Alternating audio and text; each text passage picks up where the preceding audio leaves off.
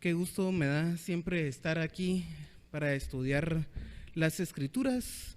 Vamos a seguir estudiando el pasaje que nos toca en la primera carta a los Corintios, aunque hemos estado leyendo la segunda carta, justamente porque el tema que vamos a tratar de ver hoy es algo acerca del tribunal de Cristo. Yo esperaría que es un tema bastante amplio y espero poder abarcarlo en el modo que aparece acá en la primera carta a los Corintios. Y como ustedes podrán ver, en la segunda carta se menciona el tribunal de Cristo, y de hecho en Romanos 14, que es otro pasaje, también va a mencionar el tribunal de Cristo.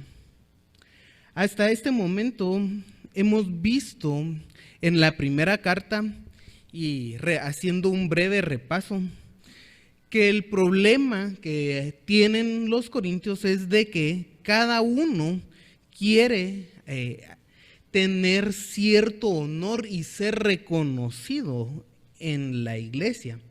Y por eso, porque hay distintos maestros y ellos quieren ser discípulos de esas personas, entonces comienza a haber una división de la cual no tiene sentido que haya, porque al final todos son siervos de Cristo. Y eso lo comienza a decir Pablo en el capítulo 1. En el capítulo 2 observamos el poder del Espíritu Santo y la obra del Espíritu Santo en la iglesia. Primero, en el poder del Evangelio, que no es por alguna técnica oratoria o que el evangelista tenga el poder, sino es el poder de Dios. Luego observamos que Dios también se revela y que nos da entendimiento por el Espíritu Santo para comprender esa revelación. Hablamos de la madurez cristiana en los primeros pasajes del capítulo 3 y la capacidad de discernimiento que tenían los corintios al ser inmaduros era corta. Había una actitud de riñas y divisiones que también eran símbolo de esa inmadurez. Entonces tenían tanto la falta de comprensión de la doctrina cristiana, de las enseñanzas del apóstol Pablo, como las actitudes que habían. Y hermanos, hablamos mucho acerca de la madurez cristiana que debemos de estar activamente como una meta en nuestras vidas. En los versículos que vimos al final en el último estudio, hablamos acerca de que cada uno aporta un trabajo especializado y puede que aporte más de uno, porque el Espíritu Santo no solo nos da un don, sino nos da varios dones. Pero ese trabajo especializado debe estar dentro de la iglesia. Y usted a veces podrá decir: mire, hermano, yo evangelizo en el trabajo. Y voy a decirle: qué bien, hermano, porque aquí dentro de la iglesia no se espera que esté evangelizando usted. De hecho, se esperaría que todos ya creyéramos en Cristo como nuestro único y suficiente Salvador. Pero lo que está hablando aquí es dentro de la iglesia. El trabajo que cada uno aporta dentro de la iglesia. Y la tarea que el Señor ha concedido a cada uno dentro de la iglesia. No es en su casa, y les voy a decir, en la casa también usted tiene un trabajo que el Señor le ha dado. Juega un papel que es algo que el Señor ha ordenado. Él ordenó la familia, Él pone un orden en nuestro hogar. Pero no está hablando ni en la casa ni en el trabajo, sino son el pasaje está hablando de las cosas que hacemos o dejamos de hacer dentro de la iglesia. Y por eso es de que puede haber alguien que plante, otro que riegue, pero todos hacemos un trabajo dentro de la iglesia. Y vean que aquí está hablando que el Señor ha dado una tarea, el Señor nos ha concedido hacer una tarea. Y es un gran honor hacer esa tarea que tenemos para edificar al cuerpo de Cristo. Pero como les digo, el pasaje está hablando dentro de la iglesia. Ahora, nosotros podemos observar que también nos ha dejado otro tipo de trabajo en la casa. Puede ser como un testimonio. Usted tiene que ser la sal y la luz de este mundo. Y ahí ya no es solo dentro de la iglesia, sino es en la vida cotidiana que usted tiene. Y entonces podemos expandir la aplicación al resto de actividades que hacemos. Pero el pasaje ante todo está hablando dentro de la iglesia. Quiero recalcar eso, hermanos, que el Señor le ha concedido a usted un trabajo.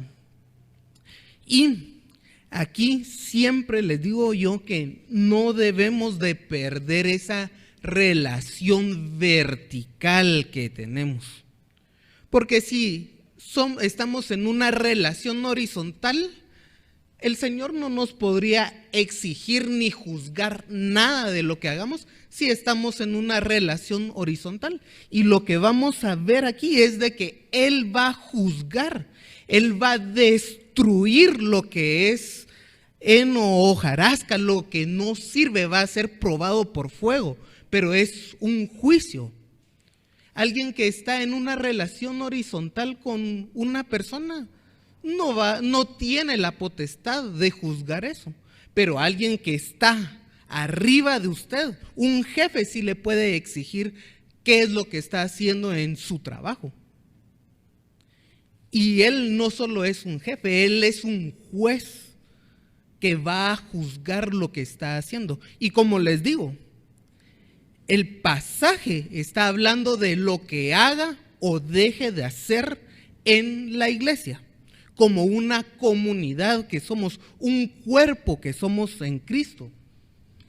Ha utilizado la figura de ser como un campo fértil en lo cual los labradores o los trabajadores hacen un trabajo de crecer plantas. Por eso dice, alguien planta y otro riega.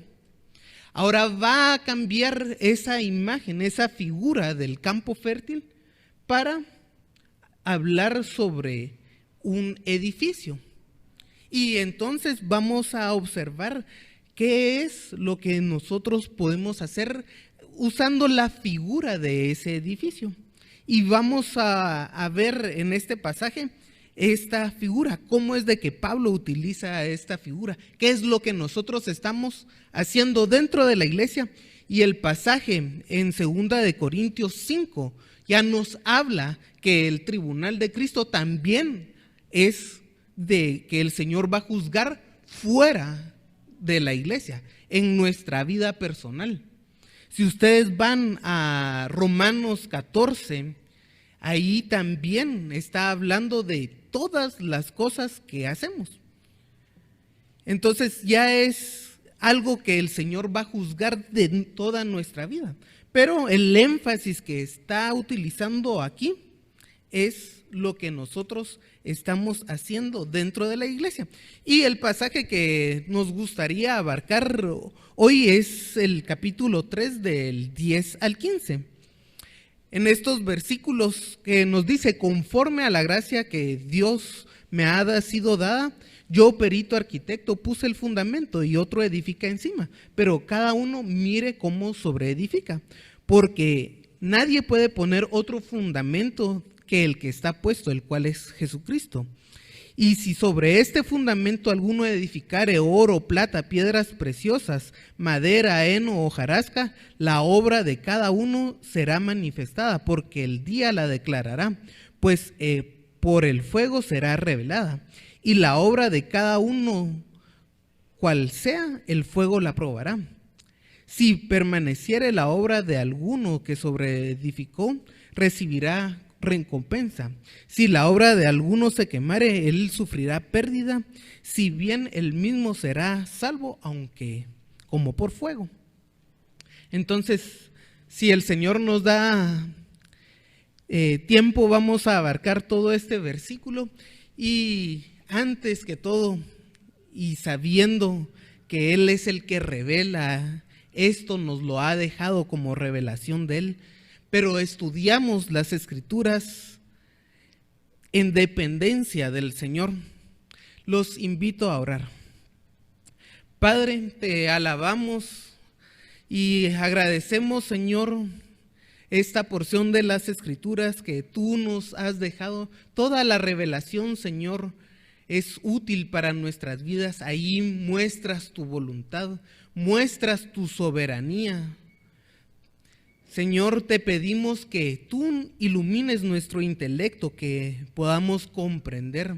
Sabemos que nosotros nos acercamos, hacemos un esfuerzo para saber lo que en ellas está escrita, pero tú, Señor, iluminas ese estudio. Guías nuestros pasos por el Espíritu Santo que mora en nosotros. Padre, haznos comprender para cambiar nuestra vida y poder aplicarla, Señor, esta revelación completa que tú nos has dejado. Señor, ilumínanos y haz que cambie nuestra vida para darte gloria y honra a ti en cada respiro, en cada acción que nosotros podamos hacer, que sean cosas que te agraden a ti, Señor. Esto lo pedimos en el nombre del Señor Jesús. Amén. Entonces, en el versículo 10 tenemos que nos dice: conforme a la gracia de Dios que me ha sido dada. Y vean que Pablo está hablando que lo que él hacía, servir, es una gracia del Señor. Es una gracia que el Señor nos da, el poderle servir. Y así debería de sernos para todos nosotros el servicio en la iglesia, hermanos. Tenemos una tarea asignada según cada uno concedió el Señor. Eso lo hemos visto en el versículo 5. Esa tarea que el Señor nos concedió es una gracia que el Señor nos da. Y cuando no hacemos esa tarea, estamos desperdiciando ese don que el Señor nos ha dado, esa oportunidad que el Señor nos ha dado. Entonces, hermanos, yo quiero que pongámonos a meditarnos y podamos hacer lo que el Señor nos ha concedido en la iglesia. Y Pablo menciona qué es ese don que el Señor le dio. Dice: yo como perito arquitecto puse el fundamento. Aquí podemos decir que era un sabio arquitecto, es decir, alguien que diseña y pone las bases. En la antigüedad, esto de arquitecto era una especie de diseñador y de albañil. No era solo que se sentaba a diseñar teóricamente cómo iba a ser un edificio, sino que lo diseñaba y lo hacía también. No era solo una teoría, era un esfuerzo que hacían las personas. No estaba tan dividido ese trabajo como lo tenemos ahora. Pero Pablo era un diseñador y él trabajaba en esa casa. Si se recordarán, ha venido utilizando la imagen del campo fértil y ahora está utilizando la imagen de un edificio que es la iglesia. Y hermanos, en el libro de Hechos tenemos que Pablo se había dedicado a fundar iglesias. Y es algo que el Señor lo puso como misionero, es un trabajo que él hacía. Ser alguien que iba a un lugar nuevo a predicar el evangelio. Y de ahí porque él era el arquitecto que puso el fundamento en Corintios. Y vimos el pasaje cuando Pablo llegó a Corintios ya al principio del estudio de esta carta. Cómo es de que Pablo llega a la ciudad a evangelizar. Así que Pablo era el fundador de la iglesia en Corintios. Y así como Pablo es el fundador de esa iglesia y que Dios le da ese don a él, también ha dado diferentes tareas a diferentes personas. Y usted y yo nos debemos de preguntar, entonces, así como Pablo era el fundador, ¿cómo puedo saber yo en dónde puedo servir en la iglesia? ¿Cómo puedo saber yo? Y le voy a dar 3 indicadores que puede tener. ¿Usted siente gozo e ilusión por hacer algo en la iglesia? ¿Siente un gozo? Llega el día domingo, el día viernes o el día que sea de la reunión y usted tiene ese gozo y esa ilusión por llegar a hacer lo que va a hacer. Deja al lado tal vez algunas cosas en su vida secular por ir con esa ilusión a hacer lo que va a hacer en la iglesia. Eso es un gran indicador, hermanos, que tenga ese gozo y pueda que tenga cierta habilidad también, aunque las habilidades se van aprendiendo, cual sea el caso. Tal vez no está capacitado en algo, pero va a ir aprendiendo poco la tarea, pero tenga un gozo, una ilusión por ir a servir. Segundo, es una bendición para la iglesia lo que usted está haciendo. Es decir, la iglesia confirma que usted tiene ese don. Es una bendición para la comunidad que es la iglesia lo que usted está haciendo. Eso es un buen indicador. Y a veces nosotros podemos preguntar a los líderes, a quienes están encargados de esa área, ¿cómo ven nuestro labor? Porque para eso también pueden darle una opinión. ¿Cómo ven esa labor que tenemos en la iglesia? Y sobre todo, hermanos, que no sea algo forzado, que no sea algo a la fuerza, ni que sea por interés propio para lucirnos, ni codicia, ni es para manipular, ni porque se ve bien. Eso, hermanos, no es algo que debemos de buscar. Como les digo, que debe ser una bendición y usted debe sentir gozo, una ilusión por llegar, a hacer un esfuerzo porque quiere hacer eso. Y como les digo, es algo que el Señor nos ha concedido. Son dones del Espíritu Santo. Cuando no sentimos el gozo, esa ilusión, entonces, hermanos, debemos de reflexionar por qué como hijos de Dios no tenemos ese gozo de ir a servir en la iglesia. ¿Por qué, hermanos? Yo creo que todos deberíamos de sentir ese gozo, esa ilusión de ir a servir. Y cada quien en un don o en varios dones que el Señor le ha dado. Pablo aquí era el perito arquitecto que puso el fundamento.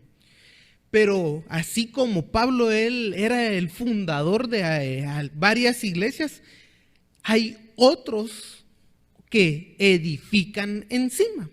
Dice, y otro que edifica encima. Y recordemos la imagen que nos ha venido diciendo en los versículos anteriores. Pablo plantaba, otro regaba. Pero si no hay una plantación o nadie que la cuide, eso no va a dar fruto. Pablo nos dice que él es pionero en evangelizar, en poner el fundamento que es Cristo. Pero no se quedaba solo ahí. Él iba a otras ciudades y entonces dejaba a otros haciendo distintas tareas que tal vez ya no eran evangelizar. Eran posiblemente maestros, personas que también tenían conocimiento y que hacían crecer a la iglesia. Y no digo crecer numéricamente, que es posible crecer numéricamente, pero ante todo, la iglesia debe de crecer en madurez espiritual. Y tenemos ejemplos de eso. Tenemos aquí que en Corinto Apolos regó. Entonces, cuando Pablo se fue, estaba esa persona de Apolos. Tenemos en Éfeso a Timoteo.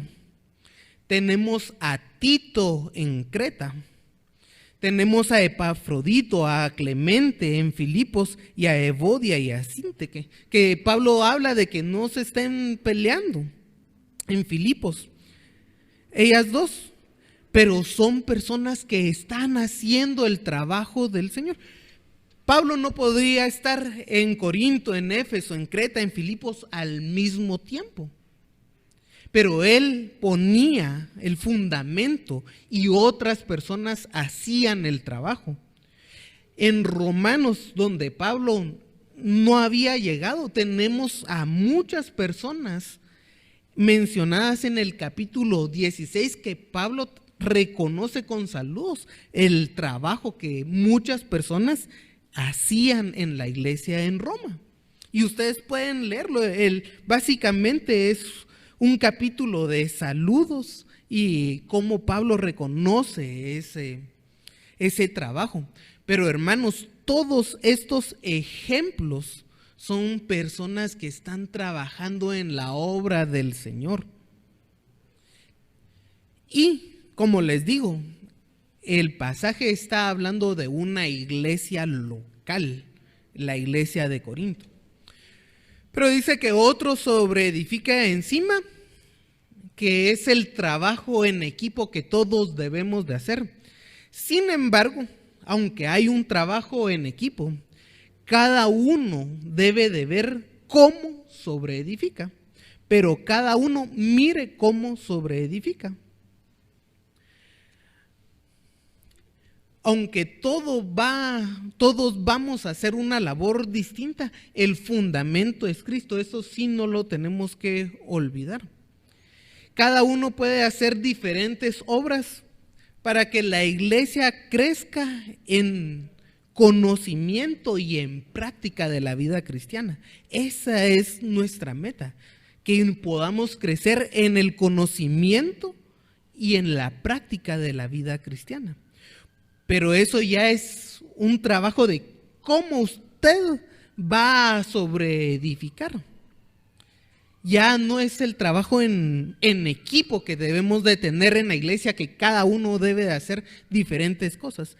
Pero sí cada uno puede saber cómo va a hacer su trabajo.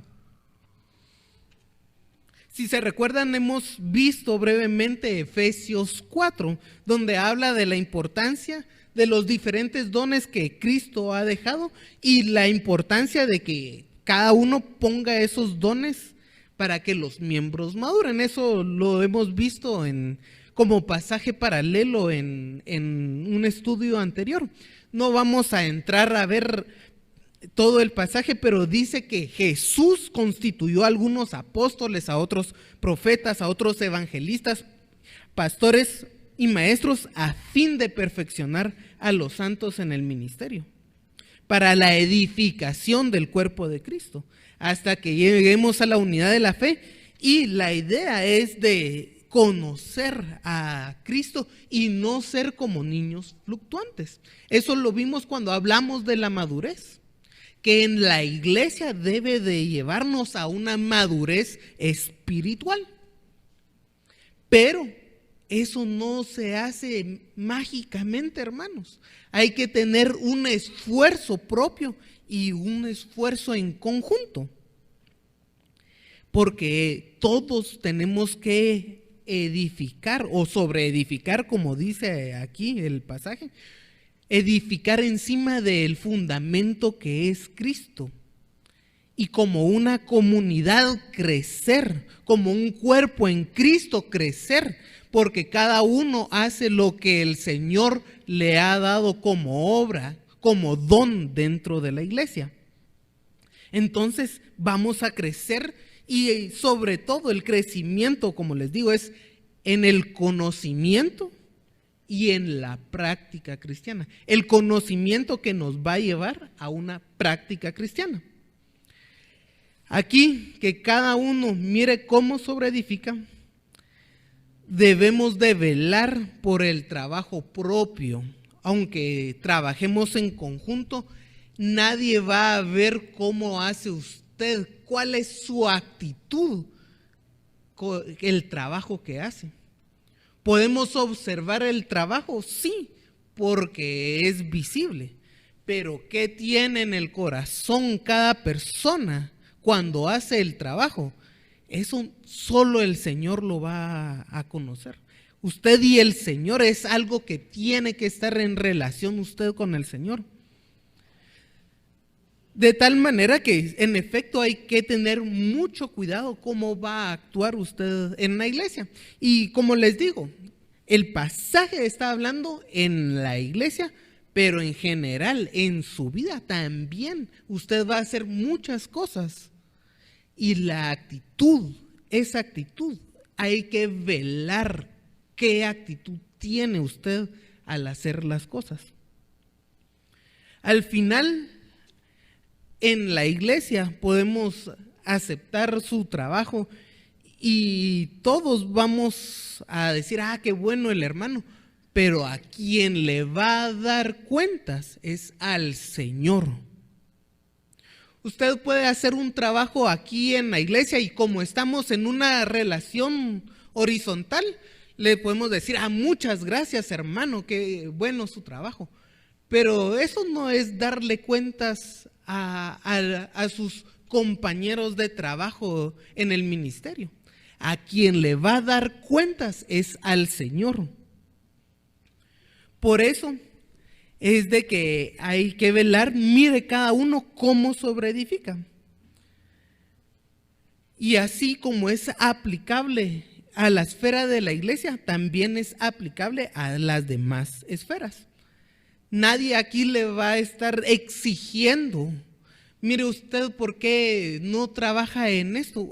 En esta iglesia no va a haber exigencias porque esperamos que las cosas que usted hace las haga de corazón, sirviendo al Señor y no al ojo de los hombres.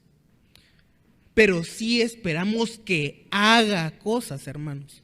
Y no porque la iglesia quiera que usted o dependa de usted la iglesia. La iglesia depende del Señor.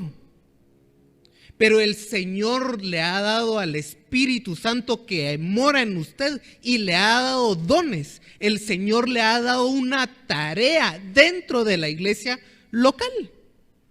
Entonces esperamos que haga un trabajo porque es lo que se espera de un cristiano en general.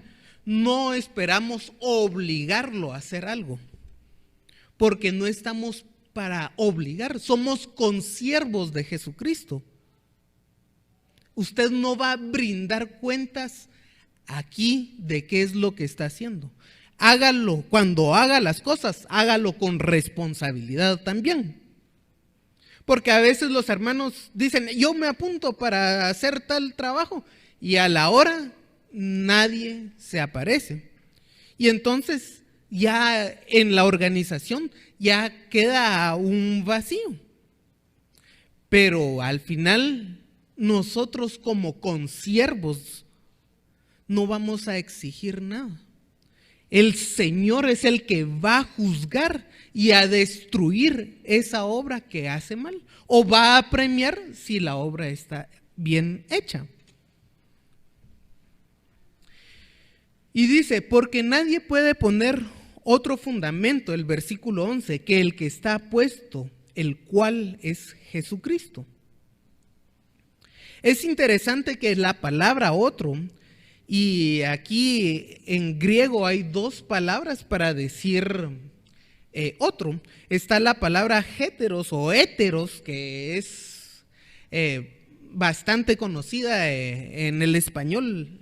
Héteros, por ejemplo, heterodoxia es una doctrina diferente, ¿verdad? Y está el prefijo héteros, porque lo agarramos, que es otro diferente, completamente distinto.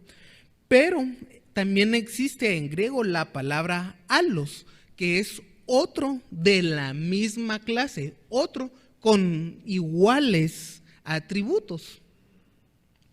Por ejemplo, esta palabra allos se utiliza para hablar del Espíritu Santo, que vendrá otro consolador, pero ese otro consolador es otro con las mismas cualidades. ¿Y cuál, si hay otro consolador, es porque ya hay uno, y es Jesús el que está hablando? Vendrá otro consolador, entonces es con las mismas cualidades. Esa es la palabra allos. Y está la palabra heteros, que es otro completamente diferente. Aquí la palabra que está utilizando, y hay que remarcarla, es la palabra allos. Entonces podemos decir, porque nadie puede poner otro fundamento, un fundamento de la misma clase, con los mismos atributos, las mismas cualidades.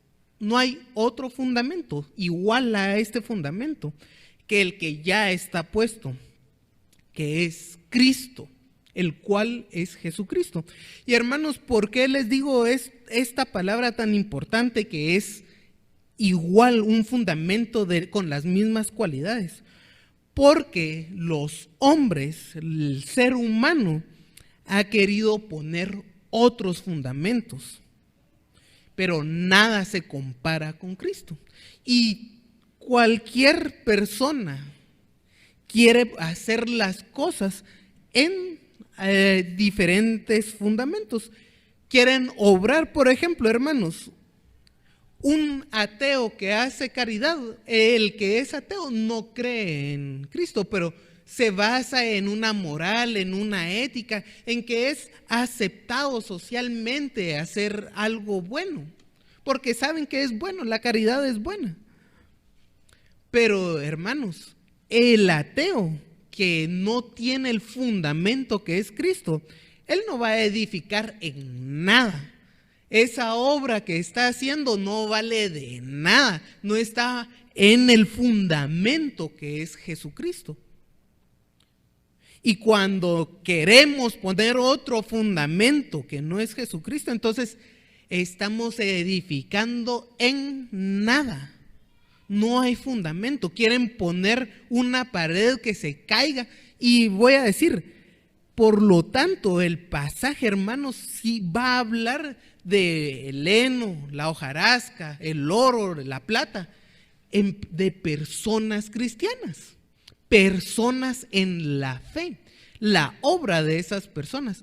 Pero el ateo, el inconverso, el que cree en el politeísmo, en otras religiones, él puede hacer cosas buenas para la sociedad, pero no está edificando en el fundamento, y por lo tanto su obra no va a contar. Y el tribunal de Cristo, el que vamos a ver, hermanos, ese tribunal para premiar es a los cristianos. Ahí no va a llegar un ateo, no va a llegar un inconverso a ese tribunal. Lo que va a recibir el ateo, el inconverso, va a ser solo una sentencia de condena, pero no en el tribunal de Cristo.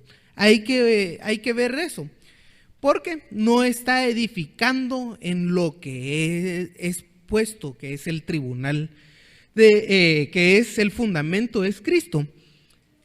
Quisiera yo, ahí en Mateo 16, del 13 al 18, vamos a observar que el fundamento es Cristo, que Cristo es el Hijo del Dios viviente.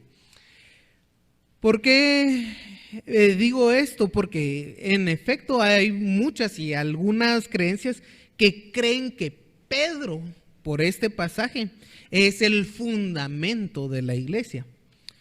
En Mateo 16:13 dice: viniendo Jesús a la región de Cesarea de Filipo, preguntó a sus discípulos diciendo: ¿quién dicen los hombres que es el Hijo del Hombre?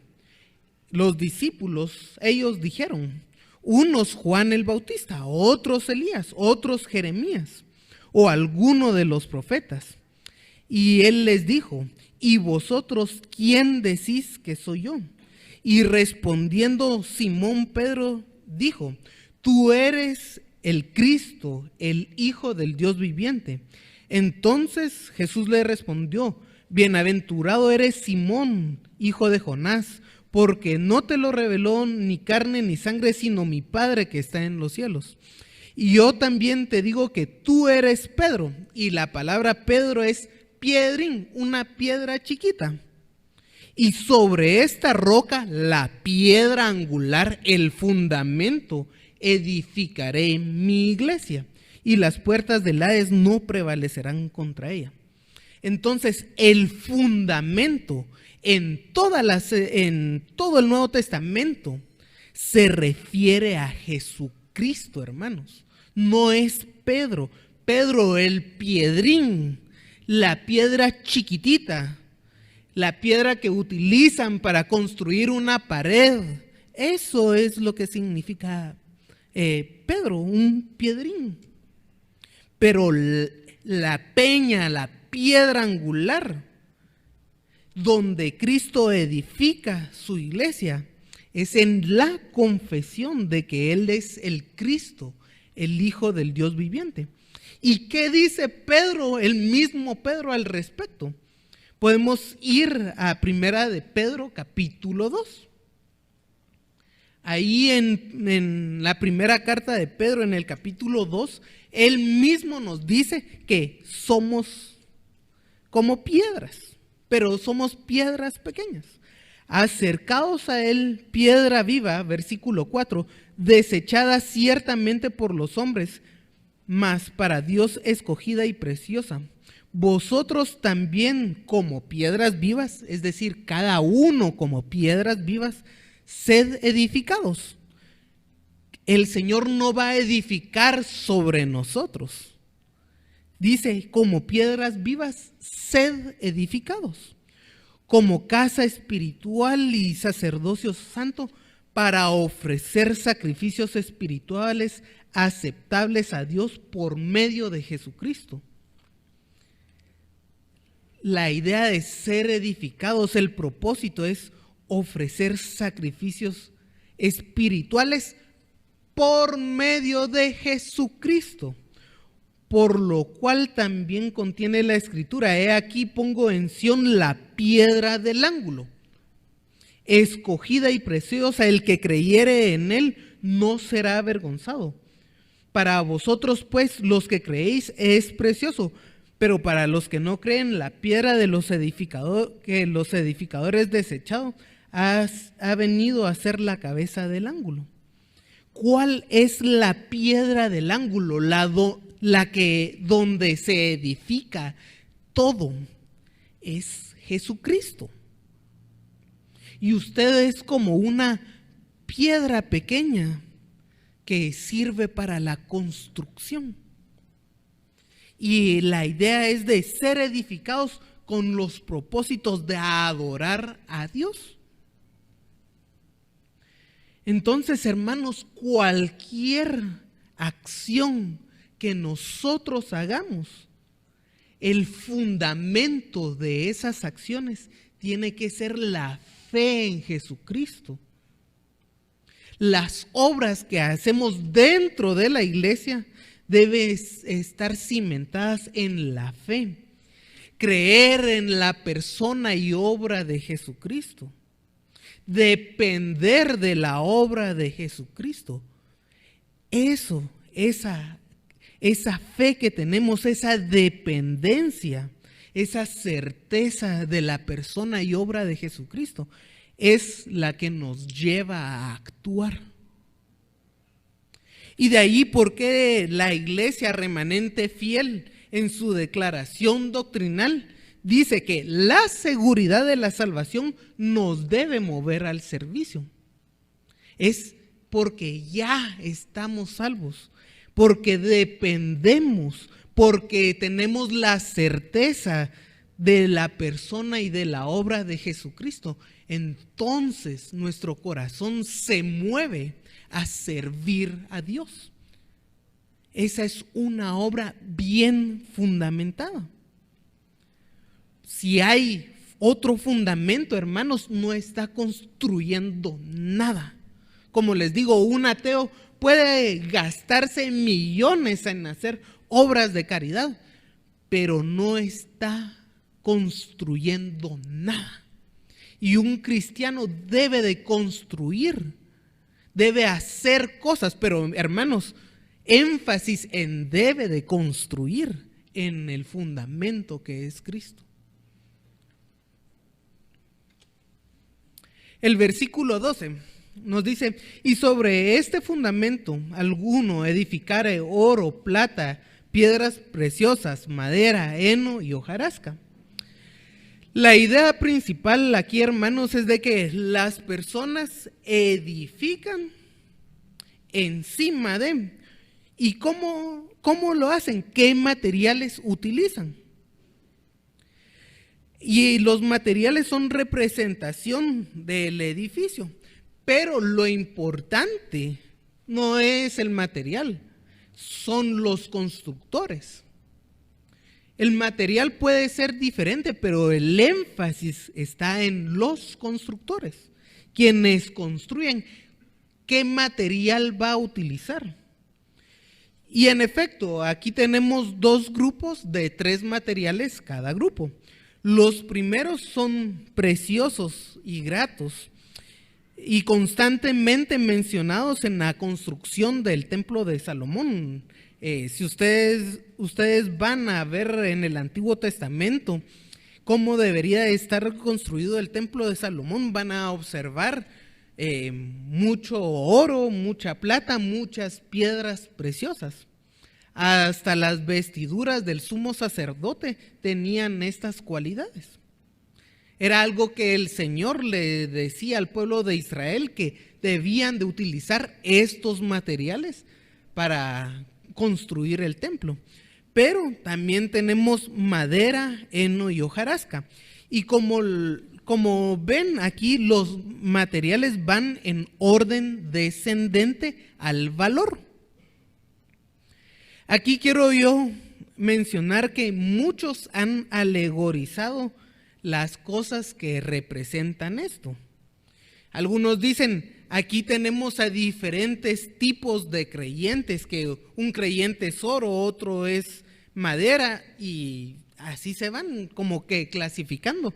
Pero estamos viendo que eso no es así, es el trabajo que cada uno hace. Todo el pasaje nos ha estado mencionando sobre el trabajo que cada uno hace. Y vemos que al final quienes presenten madera, heno y hojarasca van a ser salvos. Entonces no es un tipo de creyente, ni una doctrina tampoco, hermanos. Han creído personas, y se los digo porque pueden escuchar en la radio o en internet, que hay personas que creen que hay doctrina que es oro, otra doctrina que es plata, otra madera y heno y hojarasca. Y hermanos, toda la doctrina, la verdadera doctrina, es oro para nosotros. Debe ser apreciado más que el oro, la sana doctrina. Ahora, el resto, si tenemos a alguien diciendo herejías, eso, hermanos, ni siquiera deberíamos de considerarlo como doctrina. Pero así es, algunos han representado como doctrina, otros como diferentes de creyentes, pero les recuerdo que el contexto, todo lo que está hablando Pablo, son las obras de las personas en la iglesia. Por eso el contexto de plantar, de regar, de poner fundamento, de edificar encima. Si regresamos a los versículos anteriores, dice que Pablo plantó, que es una forma de utilizar la misma figura de poner el fundamento, y otro regó, que es edificar encima. Entonces son las obras que cada uno hace en la iglesia. Y estos materiales son el resultado del trabajo en la iglesia local. Como les dije, el contexto es la iglesia local. ¿Qué material le está dando usted al Señor en su trabajo en la iglesia local? Y lo vamos a poder aplicar a todas las acciones de la vida también. Pero ante todo, como les digo, el contexto es el trabajo en la iglesia local, la actitud que usted tiene en su trabajo en la iglesia local. Lo importante, al final, hermanos, no es tanto la alegoría de esto, sino el contraste de la durabilidad de cada material. En eso nos tenemos que fijar y que está dado por un trabajador. Eso es lo importante, observar la dureza y la apreciación del material que da el trabajador para edificar. Vemos que el oro es un metal precioso, muy valorado en el mundo y en toda la historia. Alrededor del mundo el oro es muy valorado. Y hermanos, algo que es interesante es de que las impurezas del oro se limpiaban por el fuego. Ahora quizá hay otros métodos de limpieza de oro, pero ante todo el oro se limpiaba por el fuego. Toda esa basura que tenía de la extracción, las impurezas eran limpiadas por el fuego.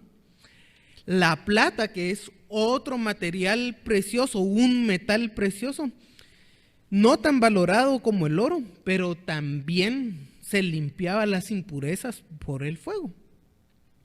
Y las piedras preciosas, que eran muy variadas, sobre todo para adornar joyerías, y en la antigüedad también muchos edificios eran adornados con piedras preciosas, sobre todo los templos, y por eso es de que tenemos en la construcción del templo de Salomón muchas piedras preciosas. Ya en sí, un edificio que estaba hecho de mármol era mucho más precioso que el que estaba hecho de barro. Es mucho más bonito verlo y por eso estaban valorados. Y esos son los materiales de construcción valiosos. Además, si usted pone mármol al fuego, el mármol va a aguantar. El oro se va a purificar, al igual que la plata. Pero, por el contrario, tenemos los materiales que son perecederos, el segundo grupo de materiales. Y comenzamos con la madera. Y hermanos, a veces cuando pensamos en la madera, usted tal vez en su mente se imaginará una cabaña, porque la madera puede decir, la madera sirve para construir. Y puede tener en mente una cabaña muy bonita en un bosque y decir, la madera sirve para construir algo. Pero la idea de madera aquí no es un material de construcción, va más encaminado a ser leña o a palos. Y cuando hablamos de palos, de ramas sueltas, eso ya no es material de construcción. Con palos no va a ser una casa, una buena casa. Ahora podrá ser, hay diferentes técnicas de construcción, pero si agarra unos palos, no va a ser una casa buena. No nos imaginemos madera como esa madera bonita de cedro que sirve para construir cabañas, sino palos diferentes. Eso es lo que está diciendo aquí.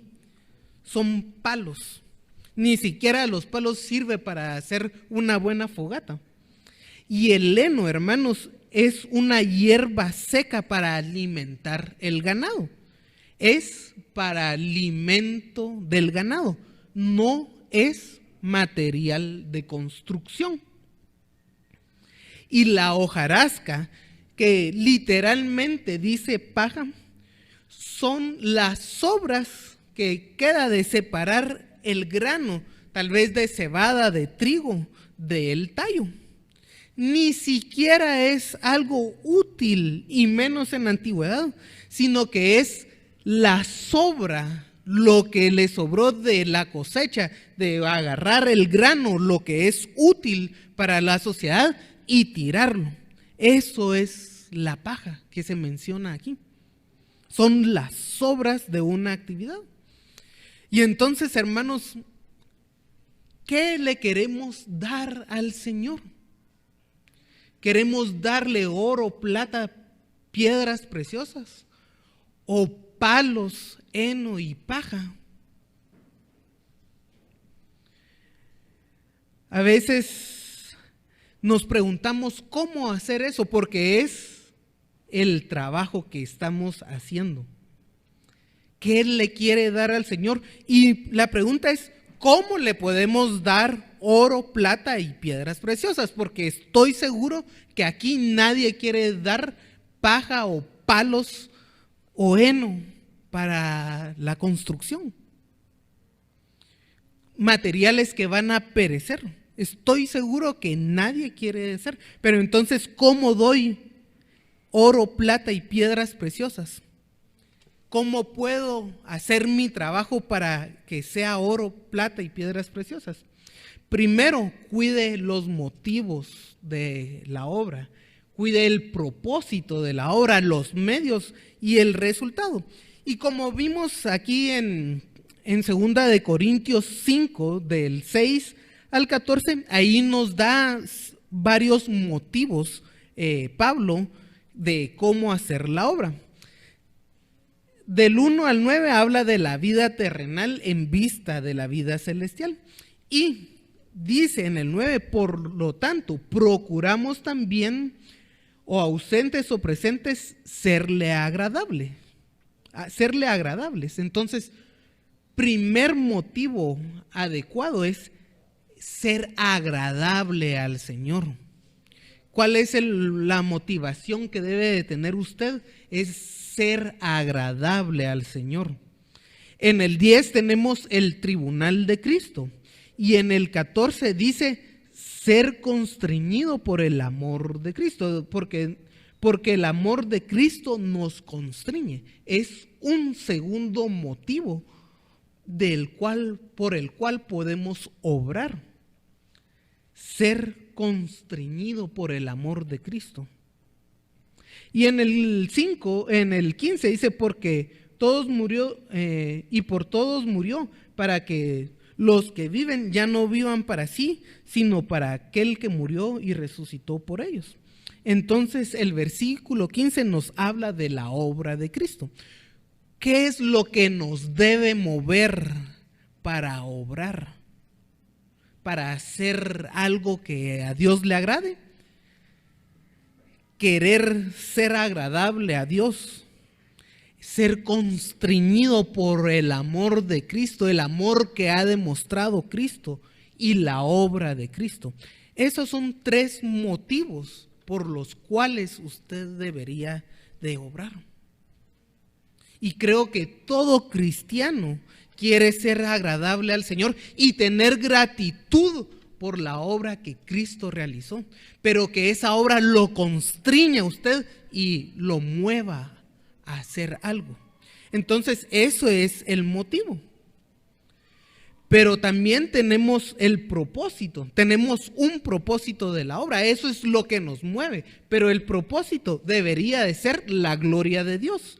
Y en Efesios 2, 5 y 6, y en el versículo 12, dice que el Señor nos predestinó para la gloria de Dios, para alabanza de su gracia. Entonces, el propósito en nuestras vidas como cristianos debería de ser eso, la gloria de Dios. El propósito no debe de ser un propósito egoísta, sino la gloria de Dios. El medio, ¿qué medio vamos a utilizar? Porque no es solo de que podamos hacer cualquier cosa, sino el medio que utilicemos debe de ser el fruto del Espíritu. El Espíritu Santo que mora en nosotros. No puede ser que hagamos las cosas de manera pecaminosa. No podemos decir aquí, como el Señor me ha dado mucho dinero del narcotráfico, entonces vamos a fundar una narcoiglesia. Eso no es un medio agradable al Señor.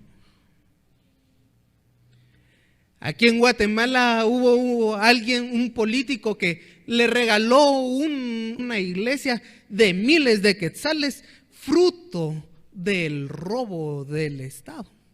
Y entonces, ¿eso es un medio adecuado? No, debemos de cuidar los medios también. Y el resultado, hermanos, lo que debemos de buscar siempre es la edificación de la iglesia, la madurez espiritual, tanto nuestra como de los hermanos, que es lo que Dios desea. Y por lo tanto, cuando no hacemos esto, lo que vamos a dar es madera, es decir, palos, heno y hojarasca. ¿Cómo vamos en contraste a esto? Cuando hacemos las cosas para la gloria personal, para lucirnos, hermanos, eso va a ser madera, heno u hojarasca.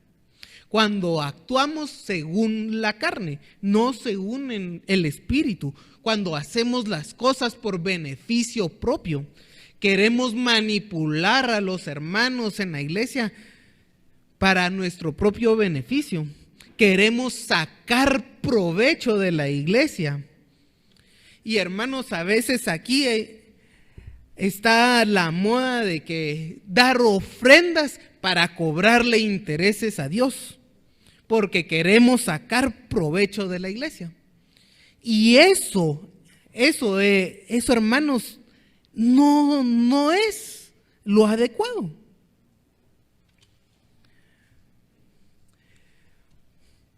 Decirle a Dios, yo voy a trabajar, yo voy a dar ofrendas, yo voy a hacer todas las cosas, pero si me pasa algo malo, Señor, ¿por qué me pasa algo a mí si soy tu hijo que se porta bien, que doy ofrendas en la iglesia, que hago tal trabajo en la iglesia? Hermanos, si usted está haciendo algo con amor y le pasa algo, una prueba, no venga a decir, ¿por qué me pasa esto a mí? Esta prueba que yo estoy pasando es injusta, Señor. Porque si está haciendo las cosas con amor, no es para echar en cara después. No es para decirle al Señor, no seas injusto conmigo. Si usted lo está haciendo para en un futuro decir eso, no haga nada. Igual esa obra que hace la va a perder. ¿Qué pasa también? Muchas personas hacen cosas por costumbre, hacen cosas en un sentido religioso y no siendo verdaderos creyentes. Como mi abuelo, mi papá hicieron tal cosa en la iglesia, entonces yo también tengo que hacer lo mismo porque ya es una tradición familiar. Eso es costumbre, es ser religioso. ¿Cuántas veces el Señor les dice a los judíos que es una abominación las ofrendas que ellos llevan al altar? Porque lo hacen solo por una costumbre, no porque lo hacen con amor, con fe. Y eso, hermanos, no quita que a veces nosotros tengamos ciertas costumbres. Por ejemplo, celebrar Navidad es una costumbre. Pero si usted solo celebra porque hay que adornar y qué bonito, pero en su corazón no está el nacimiento de Cristo presente, la vida y la obra de Jesucristo, esa es una tradición, va a ser una pérdida, porque es solo algo religioso. Aquí en Guatemala hasta quisieron meter la Semana Santa como algo cultural y que sea patrimonio de la humanidad recientemente, para que promover esa religiosidad en Guatemala. Pero es solo religiosidad, no hacer las cosas con fe. Y sobre todo, a veces hacen las cosas por miedo, por querer ganar el favor de Dios para chantajearlo, casi que. Cuando hacemos las cosas por miedo, porque decimos, si no hago esto, voy a perder mi salvación. Eso es heno, eso es pérdida, eso es paja. Como sabemos, el fundamento es Cristo y que Él es su único y suficiente Salvador. Es suficiente. La obra que el Señor hizo es consumada. Ya no tiene nada que pagar usted. Pero cuando hacemos las cosas por el miedo de perdernos, hermanos, eso va a ser una pérdida en el juicio que el Señor va a hacer a cada una de las obras. Debo de decir que nosotros debemos de reflexionar mucho acerca de cómo estamos trabajando. Para comenzar, hermanos, estamos trabajando dentro de nuestra iglesia local. Y si lo estamos haciendo, ¿cómo lo estamos haciendo? ¿Qué actitud tenemos en la iglesia local? Por el tiempo no vamos a terminar de ver el pasaje que va hasta el versículo 15. Pero aquí solo se los voy a leer para no quedar fuera. Esa obra que debería de estar haciendo en la iglesia, esa obra va a ser manifestada, se hará manifiesta porque el día declarará, pues por el fuego será revelada. Y es el Señor quien va a pedirle cuentas a usted de qué está haciendo. Hermanos, hemos visto que debemos de darle oro, piedras preciosas, plata al Señor. Y este tipo de pasajes yo no quiero que sea para que ustedes tengan miedo de un juicio. No es para tener miedo, es para exhortarlos a trabajar en la obra del Señor, en su iglesia local. Puede aplicar este pasaje al resto de la vida y lo vamos a aplicar porque el tribunal de Cristo va a ser que Él va a juzgar todas las obras, aunque el pasaje aquí está hablando de una iglesia local. Pero no es para infundir miedo, hermanos, por favor. No es para que usted crea que va a saber ni qué ganancias y hace, porque si cree que es para tener ganancia, está pensando egoístamente. Tiene que pensar que usted le puede dar gloria y honra al Señor con sus acciones en la iglesia local ante todo, que es el pasaje, pero en sus acciones en su vida diaria. Entonces, sí, quiero que reflexionen, que podamos meditar en eso. Recuerden que el fundamento es Jesucristo. La obra, la vida y la obra de Él es nuestro fundamento. En la dependencia, en creer en Él, eso es lo que nos mueve a nosotros a querer servirle, a querer servirle a Él, ser siervos de Él, ser esclavos de su voluntad. Pero actuemos también como siervos. No seamos siervos haraganes. Y todo eso, hermanos, con la motivación de nuestro corazón de querer ser gratos al Señor. Como les digo, no es porque querramos tener ganancia en el tribunal de Cristo. No es porque querramos tener miedo a perder, a tener pérdida de nuestra salvación o en el tribunal de Cristo. No es para sacar provecho de la iglesia, no es para chantajear a Dios diciendo: Señor, yo soy un hijo bueno, no me pases por ninguna prueba. No es para eso. Debemos de hacer obras, trabajar en la iglesia, pero con la vista en ser gratos al Señor, agradarle a Él, honrarlo, que todo lo que hagamos sea con el propósito de la gloria de Dios. Eso es lo que yo quiero que piensen, hermanos, que actuemos para la gloria de Dios. Y eso es lo que el pasaje nos enseña. Los quiero invitar a orar. Padre, te alabamos por este pasaje, Señor, donde encontramos que tú quieres que te sirvamos, que seamos siervos tuyos, que tú, Señor, vas a juzgar la obra de cada uno en la iglesia local y en general en nuestras vidas, Señor. Tú eres el que demandas porque tú eres, Señor. Nosotros, tus siervos, tus esclavos, dependemos de ti. Tú nos has dado acceso a estar en comunión contigo, Señor, y sin embargo, sabemos que tú también quieres que todas nuestras acciones sean agradables a ti.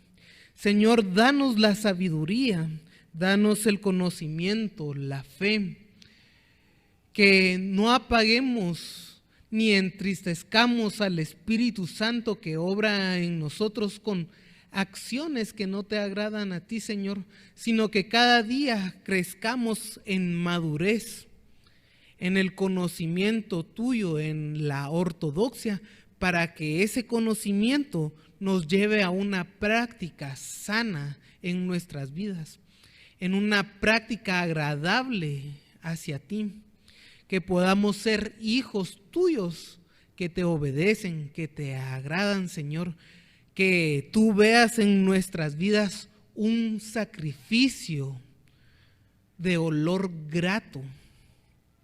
Padre, eso es nuestro mayor deseo, nuestro anhelo, que cada una de nuestras acciones sea para tu gloria.